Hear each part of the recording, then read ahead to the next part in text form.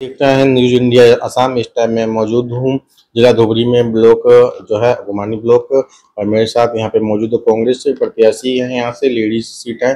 जानने की कोशिश करेंगे क्या उद्देश्य, क्या मुद्दा है, अपना पंचायत समस्या की व्यवस्था की मुद्दा उद्देश्य। नमस्कार। प्रथमते मैं अपना न्यूज चैनलक मैं धन्यवाद जानाइछो। कथा हल आमार एइखन भामनडांगा गाँव पंचायत 125 नং भामनडांगा गाँव पंचायत। मोर वाइफे एबार भारतीय जातीय कांग्रेस दलर परा आंचलिक पंचायतर सदस्य रूपे प्रार्थित्व पाइছে। तो कथा हल आमार इयात बहुत ज्वलंत समस्या आछे, कारण यार आगत आमार बीजेपीर आमार जिजन एमएलए आछिल, এই এমএলএ আমার ইয়াত কোনো ধরনের কাম করা নাই। আমার এইখান মাইনরিটি অধ্যুষিত অঞ্চল, ইয়াত কোনো ধরনের কাম করা নাই। আমি খুব আমার এই ভামনডাঙ্গা গ্রাম পঞ্চায়েতের মানুষবিলাক বহুত পেরেশানিত ভুগি আছে। রাস্তাঘাট কোনো একো করা নাই আগৰ বিধায়কে। আমাৰ এটাই উদ্দেশ্য যে আগন্তুক দিনত অহা 7 তাৰিখত যেটা পঞ্চায়েত নির্বাচন হব, যদি রাইজে আমাক ভালকৈ জিকাই দিয়ে আমি আমার এই জ্বলন্ত সমস্যাবিলাক, প্রথমতে রাস্তাঘাট আমার ইয়াত একদম আপনালোকে গম পাইছে যে রাস্তাঘাট কেনেকুৱা। আজিৰ দিনত আমাৰ ইয়াত ৰাস্তাঘাট হোৱা নাই। বিজেপিৰ বিধায়কে আমাৰ ইয়াত কোনো ধৰণৰ কাম কৰা নাই। এক নম্বৰ আমাৰ এইটো আমাৰ কি থাকিব।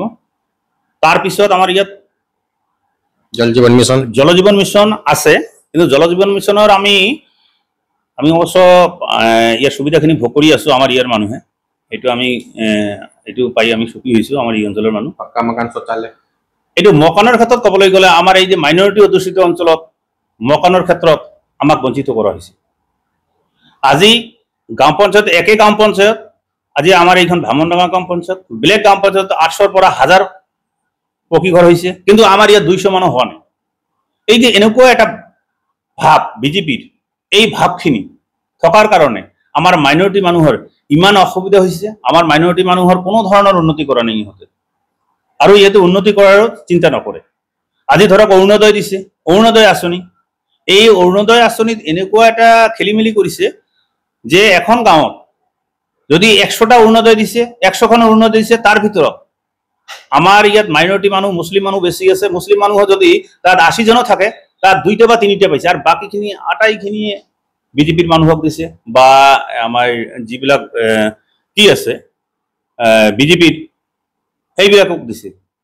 সেইকাৰণে আমি এইখিনিত খুবেই আমাৰ ভামনডাঙ্গা জিপিৰ ৰাইজে এইখিনি অসন্তুষ্ট ভোগ কৰিছে। और समस्या কি ৰাস্তা ঘাট, বানপানী, স্ট্ৰিট লাইট? হয়, স্ট্ৰিট লাইট আমাৰ ইয়াত যিখিনি দিব লাগিছিল এইখিনি দিয়া নাই।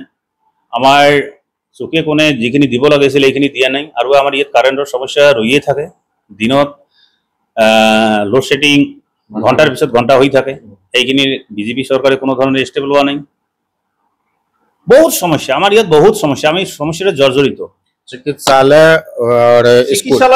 চিকিৎসালয় ইয়াত আছে, কিন্তু তার আমার উপযুক্ত ডক্টর নাই। আজি ডক্টর নোহোৱাৰ কাৰণে আগমনী আমার যিখন হাসপাতাল আছে তাতো যিখিনি সুবিধা পাব লাগে এইখিনি আমি নাপাওঁ। স্কুল में टीचर नहीं। স্কুল আমার ইয়াত বহুত সংখ্যক স্কুল আছে। আমার এইখিনি গাঁৱত ভামনডাঙ্গাত বহুত সংখ্যক স্কুল আছে। হাই স্কুলেৰ পৰা আৰম্ভ কৰি এলপি এমই স্কুল আছে, কিন্তু দেখা যায় যে 100 জন সবার ক্ষেত্ৰত এজন শিক্ষক থাকে, তাত পড়াশুনা নহয়, কেৱল খোৱা লোৱা আৰু হাল্লা এইখিনিয়ে হৈ থাকে। আপোনালোকে গম পাব যদি স্কুলত যায়, স্কুলৰ পৰিৱেশটো তেনেকুৱাই হৈ আছে। আমাৰ ইয়াত স্কুলৰ প্ৰাইভেট স্কুলবিলাক ভালকৈ চলি আছে, কিন্তু আমাৰ যি সৰকাৰি স্কুল আছে এইবিলাকৰ একদম পানী ধাৰা নচৰা অৱস্থা হৈ আছে। मेरे साथ कैंडिडेट है, तो 7 तारीख को इलेक्शन में जनता से की अपील है? बिल्कुल वोट से जिताए बोलिए। मैं आशा करी आছো মই বিপুল ভোটত জিকিম। तो